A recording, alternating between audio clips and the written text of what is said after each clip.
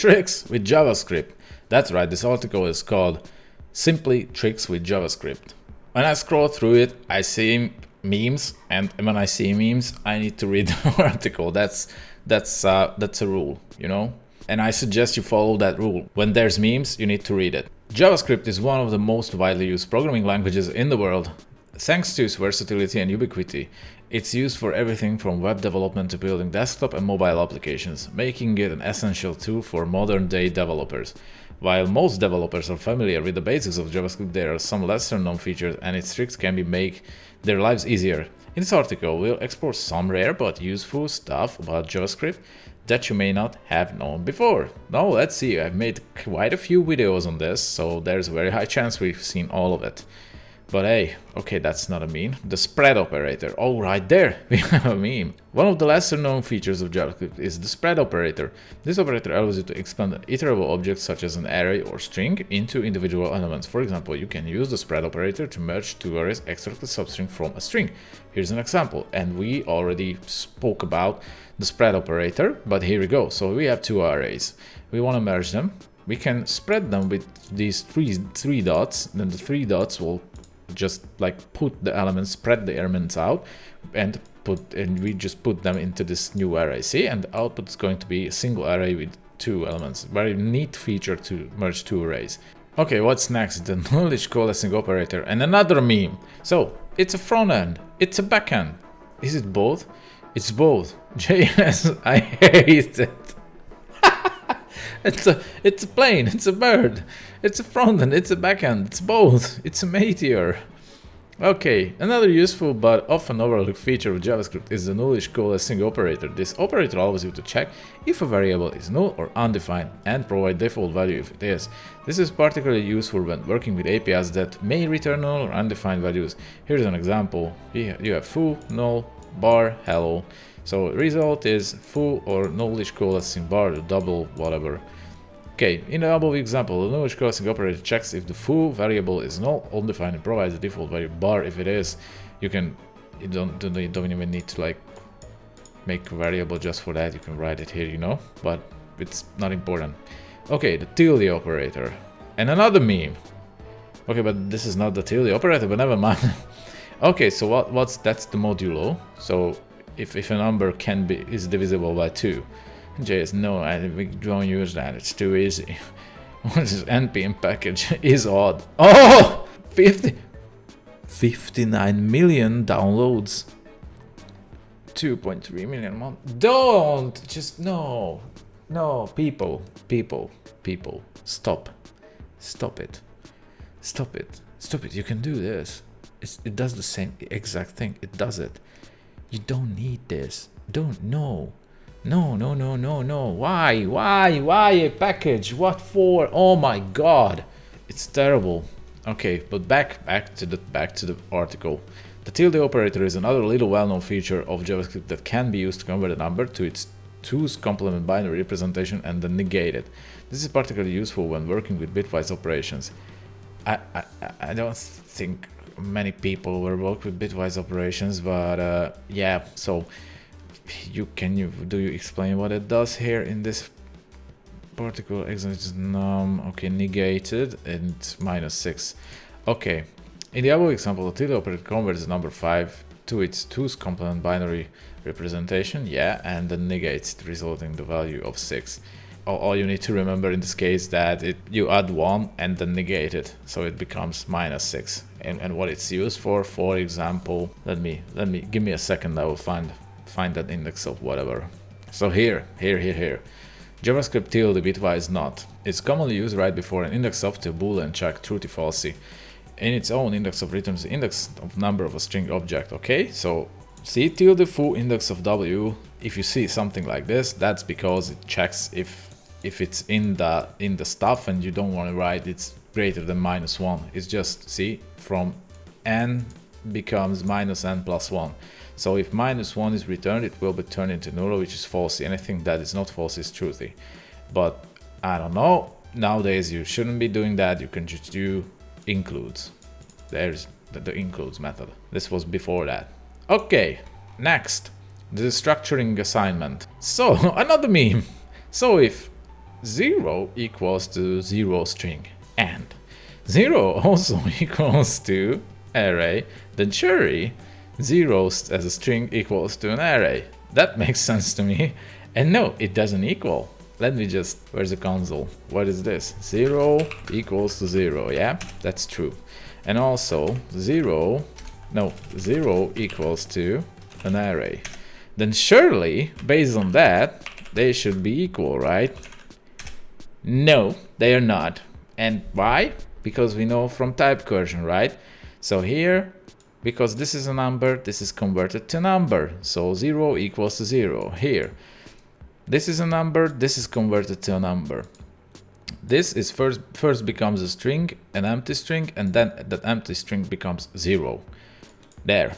But here we have a string, so this is converted to a string, and this becomes an empty string. An empty string doesn't equal to 0 as a string because those two strings doesn't equal, so it's a false. When the conversion happens to a number, you can write this. See, it becomes 0. Here it becomes 0. It doesn't happen here because here what we do is add an empty string to the array, right? And it becomes an empty string. So the empty string doesn't equal to this one. That's all there is to it. And no, it sounds stupid. You would argue that the why this is like, okay, this is how it should work, but no, unfortunately no. Okay, the structuring assignment feature JavaScript allows you to extract values from an object or an array and assign them to variables. This can be particularly useful when we're looking. Okay, we already addressed this. So we have an object with name, age, address, whatever. So you can destructure it like this. So onto the right side goes the object, the person object, and onto the left side goes the assignment, the name, age, address, and you can even use the double dots to name the variables something different. Doesn't matter right now. This is what you need to know, and it's very useful, especially if you use some stuff like React or whatever. Those use it all the time. In the above example, the destructuring assignment is used to extract. Okay, we already know that. The Promise.allSettled method. Oh, another meme. Let L equals 1, 2, 3, 4. 0 in L. True. Okay. What? Okay, 0 in L. Also true. 4 in L. False. Although it's 1, 2, 3, 4. And why is that? Why is that? So let's take a look at this one. Okay, so we have let L. So it's 1, 2, 3, 4. And it says that 0 in L is true. 0 in L is true. 4 in L, false. How come? Well, the in operator checks the keys, not the values. You know, it doesn't matter what the values are. It's not checking these. So the L has actually 4 keys, 0, 1, 2, 3. So key 4 doesn't exist in L. So there's no fourth element. I mean, there's no element on the 4th index. There is a 4th element, but there isn't an element on the 4th index. So it's like L.0 or L.1, although we can't reference it like that. But you see what I mean. So the in operator doesn't check the values, it checks the keys. So it can be, this can be a mind blender. This could be actually an interview question. So why is that happening? But if you take a look at it, you will realize what's happening. Okay, so the Promise.allSettled method is a relatively new addition, and I think we also did this, right? Allows you to execute multiple promises in parallel and return an array of the results, regardless of whether they are fulfilled or rejected. This is particularly useful when you need to execute multiple asynchronous operations and want to handle both successful and failed responses. Here's an example. So we have 1, 2, 3. We have a resolve, reject, and another resolve. So we do this, and then results. Okay, so we have the results, and catch. We can catch the errors. Aha, very nice. So here's the results: fulfilled, status rejected, reason error bar. It is a fulfilled. So did we catch? New error. There is no throw. But why is this that? I don't understand. What's the output? Let me just. So this doesn't do anything. Oh, wait a second. Uncode. Yeah, We need to add this into a try block, otherwise this isn't gonna work. Or does it? Oh, it does. Okay. So it means that we can catch this error if we want to, right? Fulfilled, rejected, fulfilled. Error bar at okay reason. Very good, very good. I didn't know that. I didn't know in that case, in the case of reject, we get the result as well. See? Because this is surely in the then block. Very, very good. Very good. Alright, next. In the above example, okay, used to execute the 3 promises in parallel, and then results are returned as an array of objects with a status property that indicates whether the promise was fulfilled or rejected and value a reason. Okay, the Object.freeze method. Okay, watch, JavaScript is real. Oh god! B plus A plus plus plus A plus A to lowercase banana. This is great. Yes, I know what's happening. So let's, while we're here, why don't we just, okay, so we need to B plus A plus plus plus A plus A, and this should banana. Oh, I ruined it. Oh, I ruined it already. I didn't do the, but oh, there you go. I think now you figured it out. So what's happening here? So B goes here, A here goes here, and then we have a NaN, not a number. So how is that coming in here? Because this right here is a plus A. It's evaluated first. See, because we add the result of this, which is plus A. See, plus A is NaN.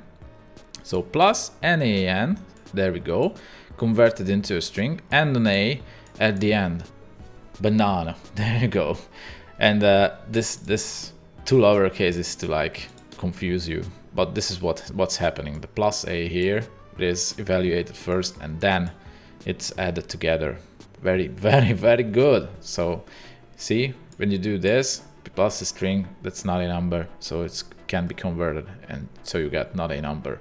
Okay, the Object.freeze method is a feature of JavaScript that allows you, see, we didn't have this one, so it allows you to prevent changes to the object. This is very useful when you want to make sure that an object's properties are not accidentally modified. Here's an example. So we have a person, we freeze it, we try to change the age, but we can't, even though I don't think we get an error or something. Can we? No, we don't get an error, but it's not changing. Very good.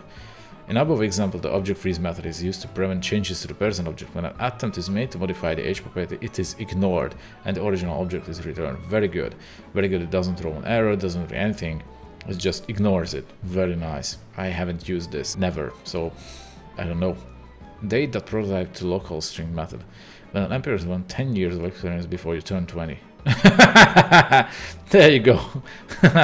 It's never too late to start. It's never too early to start. There you go.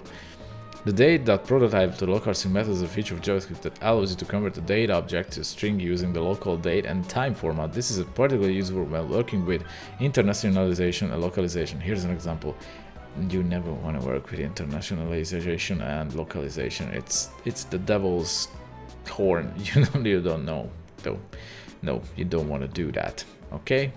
So here you go, you get the local string. Very nice. In the above example, the local string method is used to convert the date object to a string using the local date and time format. Very good. In conclusion, JavaScript is a versatile language with many features and capabilities. By exploring these lesser known features and tricks, developers can streamline their workflow and build more efficient and robust applications. From the spread operator to the tilde to the destructuring assignment to the Promise.allSettled method and the Object.freeze method to the date prototype local.string method, these rare but useful features of JavaScript can help developers take their skills to the next level. A very nice article. Thank you very much. I love the memes. I wish I had more articles like this when we can just learn and learn from the memes as well. This is very nice. See, you never know this. I mean, this is super great. Okay, round of applause. There you go. And by that, this is the end of the video. I hope you like. I hope you subscribe. Like and subscribe. Like and subscribe. This helps me out greatly. And I hope to see you in the next one. Goodbye.